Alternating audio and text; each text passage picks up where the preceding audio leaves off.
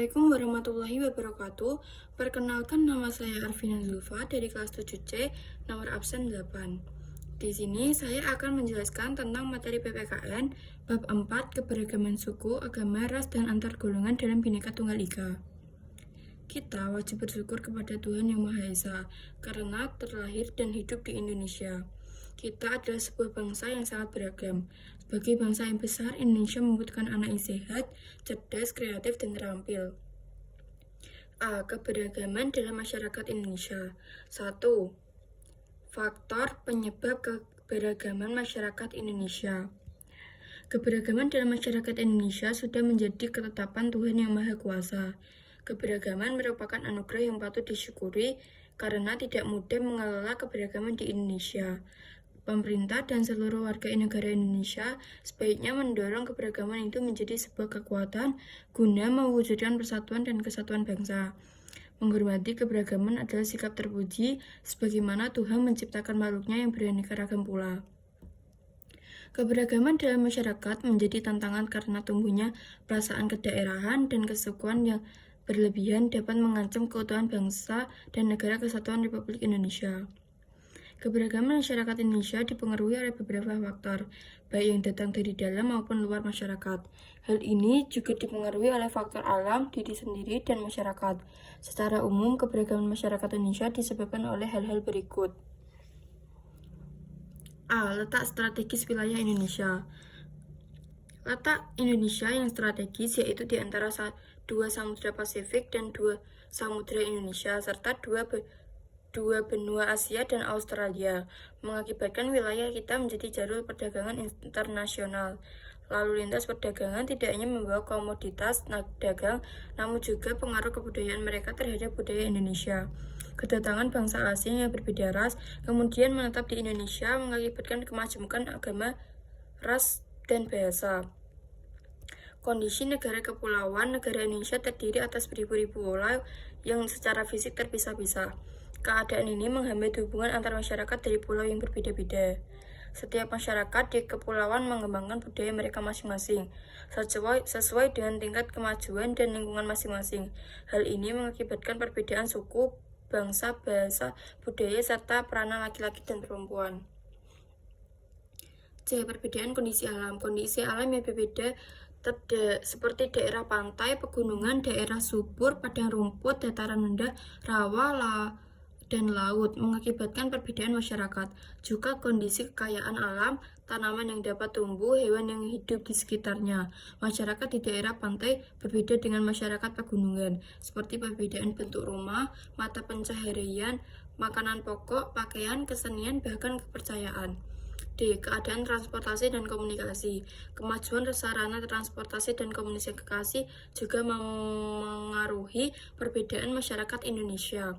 Kemudahan sarana ini membawa masyarakat mudah berhubungan dengan masyarakat lain. Meskipun jarak dan kondisi alam yang sulit, sebaiknya sarana yang terbatas juga menjadi penyebab keberagaman masyarakat Indonesia. E. Penerimaan masyarakat terhadap perubahan. Sikap masyarakat terhadap sesuatu yang baru yang datang dari dalam maupun luar masyarakat membawa pengaruh terhadap perbedaan masyarakat Indonesia. Ada masyarakat yang mudah menerima orang asing atau budaya lain, seperti masyarakat perkotaan. Namun ada juga sebagai masyarakat tetap bertahan pada budaya sendiri. 2. Keberagaman suku. Suku bangsa sering juga disebut entik. Menurut Konjeraningrat, suku bangsa berarti sekelompok manusia yang memiliki kesatuan budaya dan terikat oleh kesadaran dan identitas tersebut. Kesadaran dan identitas biasanya dikuatkan oleh kesatuan bahasa.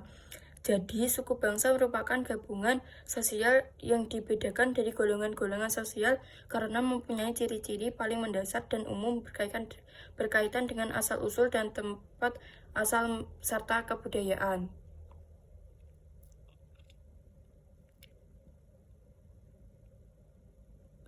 3. Keberagaman agama dan kepercayaan.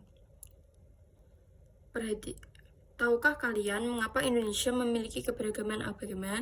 Kekayaan alam yang dimiliki bangsa Indonesia diperlukan oleh bangsa lain. Hal inilah yang membuat para pedagang dari bangsa-bangsa lain banyak berdatangan. Selain berdagang, mereka juga menyebarkan ajaran agama.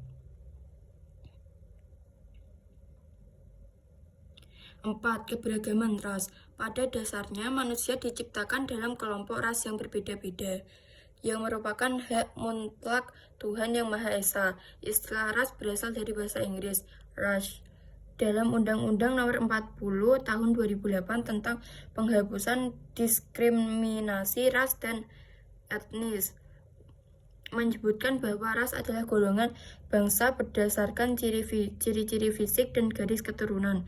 Setiap manusia memiliki perbedaan ras dengan manusia lainnya karena adanya perbedaan ciri-ciri fisik seperti warna kulit, warna dan bentuk rambut, bentuk muka, ukuran badan, bentuk badan, dan warna mata dan ciri fisik yang lain. 5. Keberagaman antar golongan. Manusia hidup bukan hanya dalam keberagaman suku, agama, dan ras, tetapi juga dalam keberagaman masyarakat. Keberagaman masyarakat di Indonesia dapat dilihat dari struktur masyarakatnya. Struktur masyarakat Indonesia menurut Syaif Mus 2008 ditandai dengan 2 ciri atau 2 titik pandang. Pertama, secara horizontal ditandai oleh kenyataan adanya kesatuan sosial berdasarkan perbedaan-perbedaan suku bangsa, agama, adat istiadat, dan kedaerahan. Secara vertikal ditandai dengan adanya lapisan atas dan lapisan bawah yang cukup tajam. Terima kasih. Wassalamualaikum warahmatullahi wabarakatuh.